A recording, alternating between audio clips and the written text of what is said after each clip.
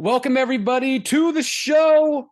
Got a wonderful, amazing event today. I'm Bryan Kluger, and I am joined by somebody who you could call an actor, somebody you can call a singer and dancer, the legendary and intercontinental champion of the film, the stage, and TV, Maxwell Whittington Cooper. Welcome. Hey, thank you, man. I'm glad to be here. Thank you for having me. I love that No, intro. thank you for being here. We're going to talk about your new show that's currently airing on Paramount Plus right now, Grease, right here, The Rise of the Pink Ladies.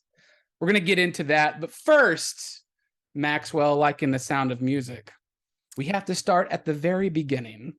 Of course. So, where did it all begin for you, Maxwell, in acting? Was it something you saw on TV? Was it that seventh grade play that you saw? What was it? Okay, you might be psychic because it actually was the seventh grade play that I saw in There we assembly. go. You're right on the money. I would say in general, I've always been a storyteller. I never really was sort of the kid to sit down and be like, this is how I feel, this is what I want. I would always channel it into some form of storytelling. So I loved songwriting as a kid. I loved writing short stories, acting. And so I feel like that was sort of my natural progression into it. But I didn't really start delving into it until seventh grade when I saw the Once on This Island snippet in middle school. Every assembly, they would have like a snippet of like the play or a new club. And I remember seeing it and just being mesmerized. And I was like, I'm inspired. I want to do that. And I feel like I have something to offer in doing that. So I auditioned for the musical the following year in eighth grade, which was Bugsy Malone Jr. And I got the role of Fizzy. And I had my like little breakout song Tomorrow, and the rest was history. I was like hooked after that. was was there a certain scene in like that first thing you watched that you were like, yep, that's me from now on? Yeah, I think I had a friend named Alex Shimizu, shout out Alex, who was a professional actor in high school. So he literally was like auditioning while we were in high school. And he was in one of the musical numbers, and it was just sort of the acrobatics of the choreo that he was doing in one of the numbers that just seemed so captivating to me. It was something that I was like, I want to do that, and I feel like I can do that with the right practice and sort of training. And yeah, it just inspired me to delve into it. So when you were that age, so seventh grade, you're like 12, 13 years old. So you got to Yeah. tell me, where when you did that and you got into acting, you want to do that, were you taking like your parents' home video camera and making movies, making like little shorts and stuff like that? 1000%. iMovie was like one of my best friends growing up because I was always editing short films together. And whenever we would go to like friends' houses, I would like have them create these like little movies with me, and I would splice them together. And they honestly would get annoyed with me because I would bring my laptop everywhere we went because of that. But I absolutely loved it. And I think it was to my parents didn't necessarily love it because they were in the music industry. And so growing up, they would say to me, my sister, like, you can do whatever you want in life. You can be a scientist, a doctor, an astronaut, a businessman, but you cannot go into entertainment. That's the one thing we don't support. And so for me, I was like, oh, dang, like, that's the one thing I'm really passionate about. So I always kind of kept it as an extracurricular. Yeah. In the back of my head felt like, okay, I can't really do this professionally. So the fact that I'm doing it now really is just a dream come true, a lifelong dream. Yeah. No, that's great. And if your parents said like a businessman, you can say like what Jay-Z said. You could say like, I'm not a businessman, I'm the I'm a business man. businessman. Come on now. Facts, Brian. You get it. You get it. You get it. So that's good. So you're doing this, you're in middle school, you go off to high school and you go to a pretty awesome high school that does stuff with the acting and the arts and whatnot. And Yeah. you kind of fall into the theater and you're getting TV and acting. And so when you're doing this, was there a particular teacher? Was there a particular moment where somebody gave you some advice that still you hold on to today? Oh, that's a phenomenal question. Um, hmm. I don't know if it was specific advice, but a teacher that really stuck out to me was Stephanie Stone, who was my theater teacher from middle school, but she actually did some like guest teaching in high school and also was the director of Spring Awakening, which was my senior musical.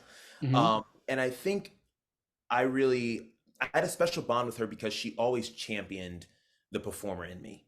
And I think as someone who felt like, oh, I can't really do it professionally or I need to keep it as just a hobby, she really pushed me to pursue it and to keep training and to hone my craft. And I really just want to give her thanks because I feel like it was because of teachers like her that kind of motivated and pushed me to keep going that I'm here today and kind of kept the wheels turning.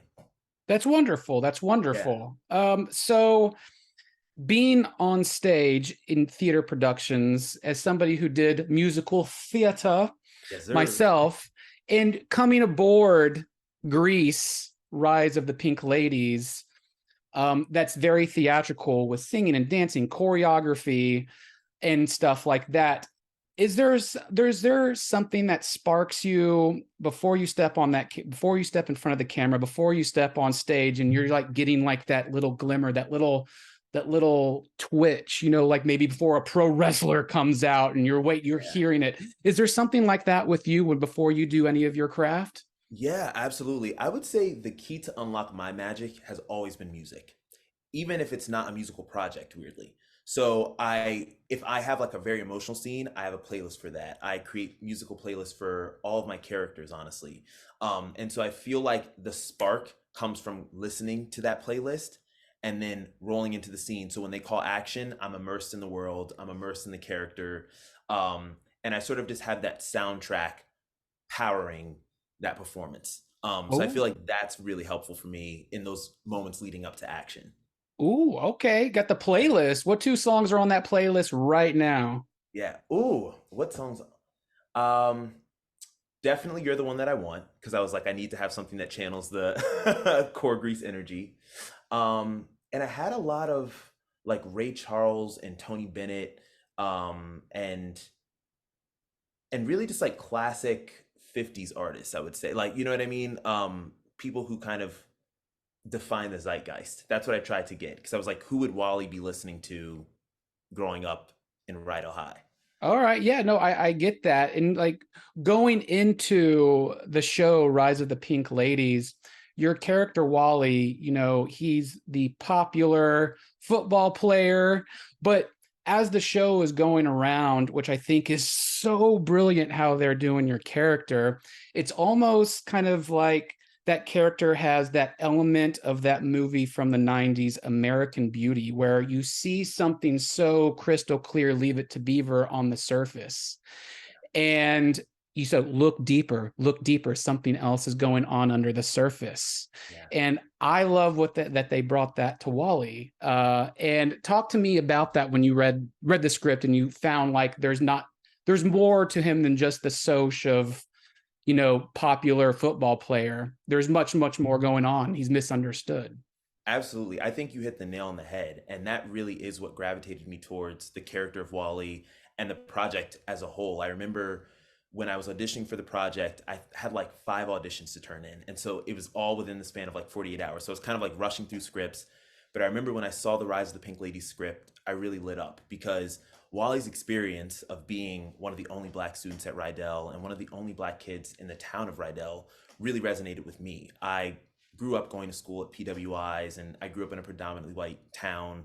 And so I really understood that immense pressure and isolation and sort of uh, feelings of feeling like you don't necessarily have people to turn to amongst your peers and who share in your experience. And so seeing that in a script and seeing that it could potentially be on the screen was huge for me. I was like, that's going to be amazing because I know there's so many other kids who are minorities growing up who experience the same things. And so for me, I also loved how they roll it out, as you said, of having this perfect facade. And every episode, you sort of chip away at that facade and start to learn more about Wally and start to learn that it isn't necessarily a perfect experience at Rydell. And maybe he isn't so happy. That's why I love the question that Hazel asks in episode 3. She goes, you know, that's not what I asked. When she says, do you like going to that dance? He goes, oh, I go every year. And she goes, that's not what I asked. And so you start to see him interrogate his experience at Rydell and then start to make moves to shift that experience and make it one that he can thrive in. That's great. And you tell that so well. And I imagine it's because you are a graduate of Harvard and you studied sociology, right? Yes, And so exactly. studying sociology and being involved in, you know, elements of ban the box, which is such a cool thing of removing the check boxes from criminal activity from job applications.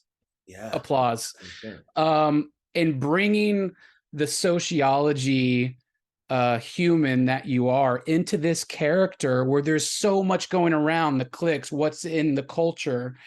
What did you bring from that from your Harvard days and doing all the research? Yeah, great question. And you really did your research, which is phenomenal. I love that. You're on it.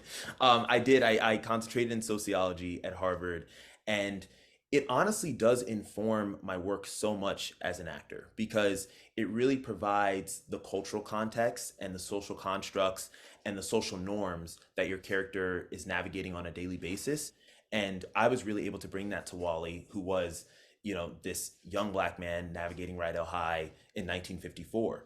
And I also, of course, did my own research once I signed on to the project of watching films like Blackboard Jungle, and studying the likes of Sidney Poitier, who I honestly has inspired Wally so much so to the point where I feel like when we were formulating his look, I was like, I want him to have the same haircut as Sidney Poitier in that film because I was like, I want to pay homage to him. And I feel like sociology really just it helps you understand how to operate within the world of the film and within the world of the series. And I like that you brought like, because your social media and your TikTok videos and Instagram, you kind of inspire empathy and ethics and your everyday life, and you bring that to the character Wally, which is really cool to see him kind of figure it out. Oh, thank you so much. Thank you. Yeah, I definitely try to infuse that in there. So when you're choosing your roles and you get roles, do you try to bring that element to everything, or are you just like up for like a batshit insane comedy or something like that? Like what are you thinking? Yeah, great question. I mean, when I'm looking at new scripts, I just look for authenticity, to be honest with you. And so it can be out there comedy, it could be a biopic, it could be a really grounded, kind of simplified drama. I feel like as long as it rings true, and it resonates, and I feel like I can see either pieces of myself in the story or pieces of individuals that I know in the story, I'm on board. I'm excited to tell it. Okay, that's great. So now Yeah. I have to ask this question to you. So you, Maxwell, you're dancing, you're Yeah. singing, you're acting, you're on one of the biggest rated shows, one of the most talked about shows right now on Paramount Plus with the rise of the Pink Ladies. Yeah. But at some point in time, did you really start a microfinance corporation? And is that still going on? What's going on? You really went into the archives. I love that. Unfortunately, no, I'm still not helming a microfinance corporation. I feel like that would be a lot on my plate with all the singing and dancing and projects. But yes, in high school, essentially, I went to really what was a business camp at Wharton my junior year of high school. And you essentially had the opportunity to formulate a company, a startup. And so I, along with some other amazing students, formulated this microfinance nonprofit that would essentially fundraise for different nonprofits, and organizations, and basically double the impact of a dollar. So we would microfinance whatever amount that we had raised. And then after 6 months to a year, we would then finally donate it to the intended organization. So basically, we were doubling that impact. And for me, it just helped me learn about how to formulate a business, how to fundraise, how to organize. And I feel like I try to use it every day just in my entrepreneurial mind and ventures. And I don't have any companies yet, but hopefully down the line, I'm able to employ those skills again. That's great. That's great. Yeah. I love it. You're like a jack of all trades. Trying to be.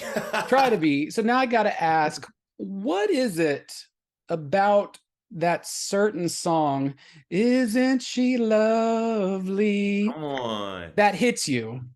Uh, I mean, Stevie Wonder is just, he's amazing. He's I feel like a musical genius, such a phenomenal lyricist. And I feel like it was one of the first songs that I learned when I joined a cappella club. I think that's probably why it's so special for me. And so to this day, if someone asks me to sing something, I'm like, Isn't She Lovely has to be the song. All right. So is that the go-to song at karaoke? Isn't She Lovely? 100%. Stevie holds it down. Okay. Have you seen Stevie Wonder live? I have not. That's literally on my bucket list. I would love Okay. that. I've seen him twice live.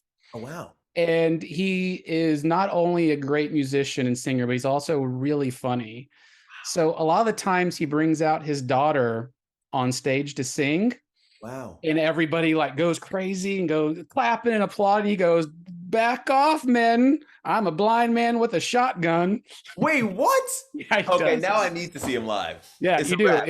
It's wonderful. It's really good. So, um, talk with me. So, social Yeah. media is such a big, important part of culture today. And with the show Rise of the Pink Ladies, there was no social media out there, but Hmm. I would imagine Wally being the popular student and everything, and him going through all of his emotions, like your TikTok, like your Instagram, again, you inspire empathy. You have these great behind the scenes of what it looks like making a movie. You have things like you talk to people about stop overthinking things, imposter syndrome, and you give ways to like combat that. And I think that's wonderful. So talk to me about employing that and into the show.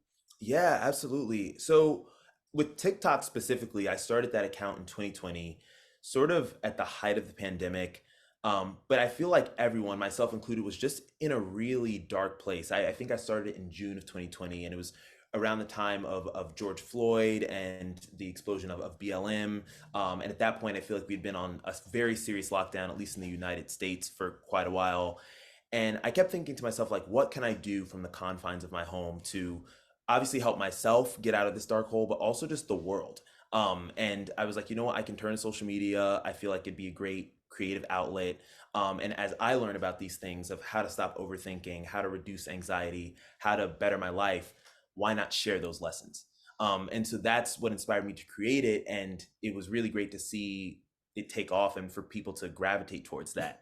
And I feel like with Wally, he's one of the most empathetic characters, if not the most empathetic character on the show, because despite him being a soc, he is still a minority. He's still an outsider. It's just that he's really gotten good at surviving.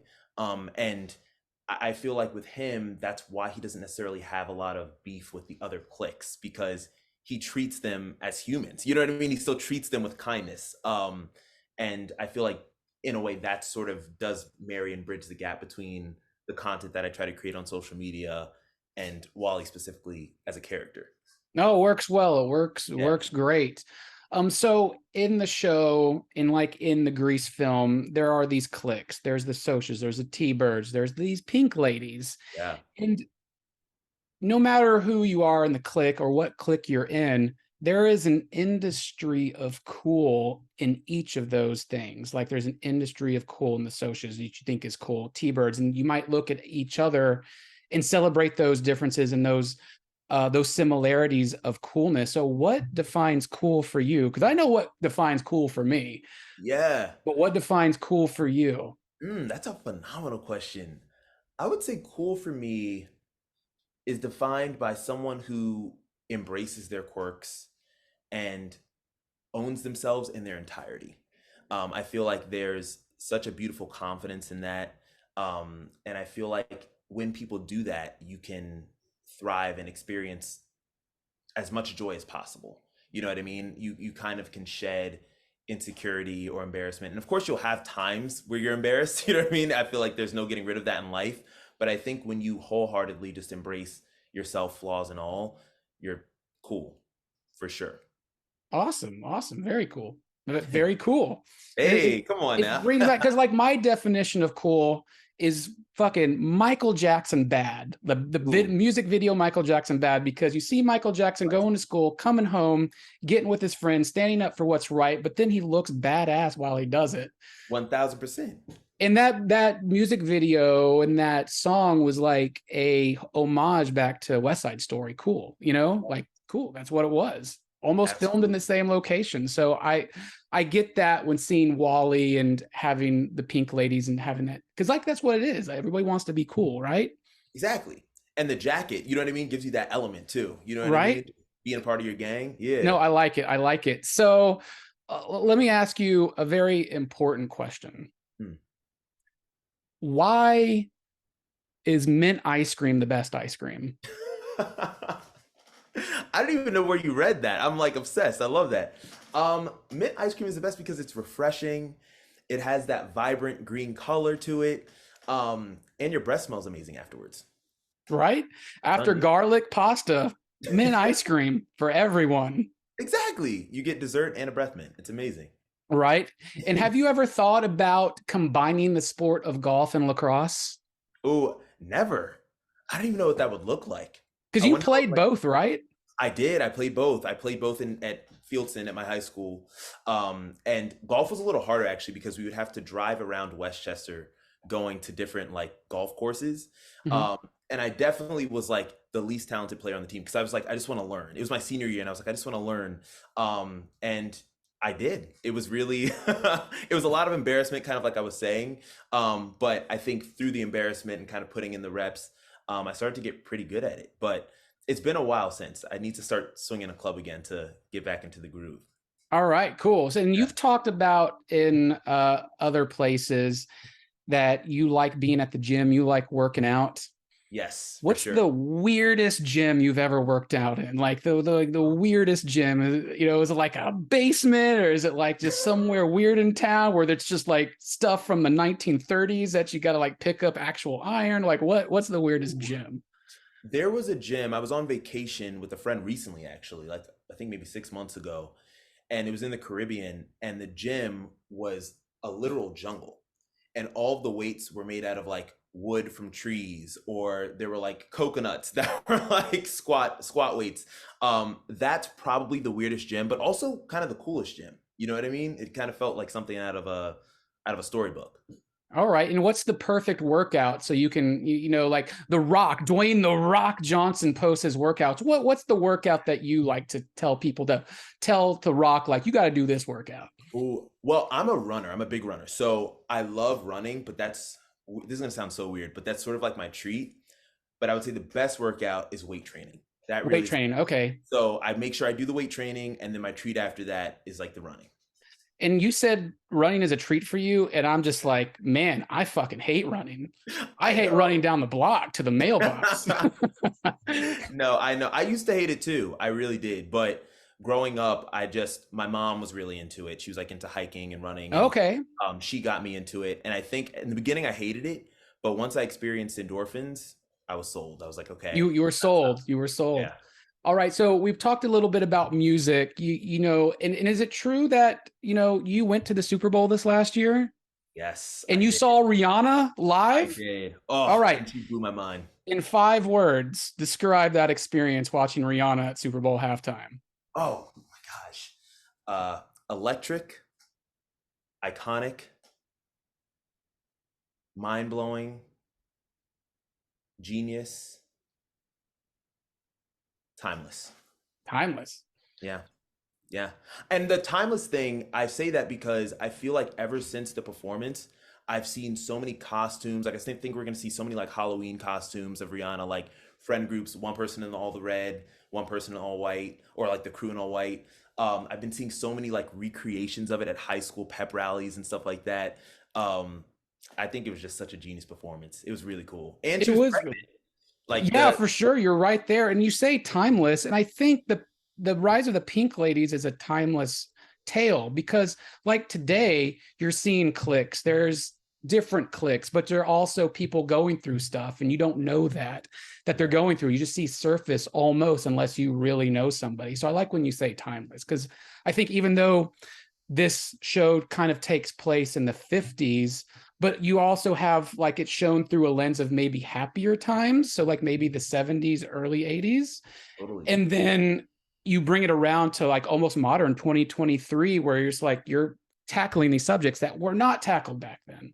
100%. And that was another reason why I gravitated towards the script because it really tackles these timeless themes of conformity and growing up and adolescence and friendship and finding your place in the world and owning your quirks and owning your individuality. And of course, people were experiencing that in the 50s, but they're very much so experiencing that in 2023. So I always find it intriguing to tackle period pieces that can resonate in the present. Awesome, awesome. So we've talked a little bit about the music. What's the most curious recording you own? Like whether a record or a CD? What's the most curious, the oddest recording you own? Ooh, recording. Album. Oh, the most curious album that I own. Hmm. I mean, I listen to a lot of Johann Sebastian Bach, which I know is very Okay. random and out of left field, but I have a passion and love for classical music because when I was younger, I went to a school called Farbrook in New Jersey that really emphasized the arts, but more specifically like the classics. So we would study Shakespeare in like first grade, and we would listen to Bach and Mozart and Beethoven in kindergarten. It was really honestly, we're kind of ahead of their time because I feel like there's studies now showing that that really helps just like brain development and stuff. But now as an adult, I really appreciate that. So I would say that's probably the most obscure thing. So when you're scrolling through like my playlist, you'll see like a lot of Future and Drake and like all these hip hop artists, and then Bach will be sitting right there in the middle of all of them. No, that's great. I play clarinet and saxophone, and so growing up and playing all the classics with clarinet and doing that, I got to learn and appreciate all the classics and where all that came from and how it influences and inspires still today and Absolutely. is sampled today too. So Exactly. We live in a sample culture now. Exactly. no, it's really good. And unfortunately, my last question, because I could talk with you all day. Likewise, man. Last question. It seems like you've studied, you've been doing it hands-on for a while. You're a cinematic aficionado, right? Yes, Thank just you. say yes. Just say it. I would love to claim that. If you bestow it upon me, I take it. All right. So, are there any particular scenes in movies that have always stuck with you that have helped shaped you creatively? mm, excellent question. The one on the top of my mind, funny enough, is Monique's scene when she's at social services in the film Precious. And it's sort of when she comes to terms with all of the turmoil that she's caused in her life, in her daughter's life, all of the abuse that has occurred. And I just remember it being so gripping for me, and so harrowing. And I had never experienced anything like that, thank God. But the fact that I could be so moved by it inspired me to be like, wow, I need to do that with my life. I need to be an actor. I need to be able to inspire that kind of empathy through my performances. So that is a big scene that sticks out with me, and I think will forever be with me and inspire me. I love that. I love that. Yeah. Now, give me something fun. Give me like a big explosion. Give me a comedy scene. Give me something that nobody Yeah. else would know. Ooh, what's a random comedy scene that I'm obsessed with? So, when I was younger, I was obsessed with the film, well, honestly, with the franchise of Scary Movie. And when I was really young, I actually saw it and was terrified of it. I thought it was an actual scary movie. So I like buckled down and like watched a bunch of scary films and fell in love with the genre and circled back. And Scary Movie 3, there's a scene um where basically like Samara comes out of the TV and she basically just gets beat up. And I just remember that being a scene that I would rewind over and over and over. And my babysitters hated me for it because they were like, let's finish the movie. But I just found it to be hilarious. And I feel like that was a scene that helped me feel like, oh, I can also share and inspire joy through the screen, which is really special as well. And that's great. And Yeah. Wayans brothers do that type of comedy so perfectly. Yeah. And they embark on that journey on almost every spoof they do. And it's like chef's kiss. Mwah. 100%. They hit it every time. They They hit the mark. do. They do. Well, Maxwell, it's such a pleasure talking with you today. I hope to talk with you soon, very soon. We have so much more to talk about, but please enjoy the rest of the Thursday. Enjoy your Friday. Thank you, man. Absolutely. Likewise. Thank you for having me. Had the Of best time. course, of course. We'll talk soon. All right. Amazing. Take care, Brian. Thank you. Have a good one.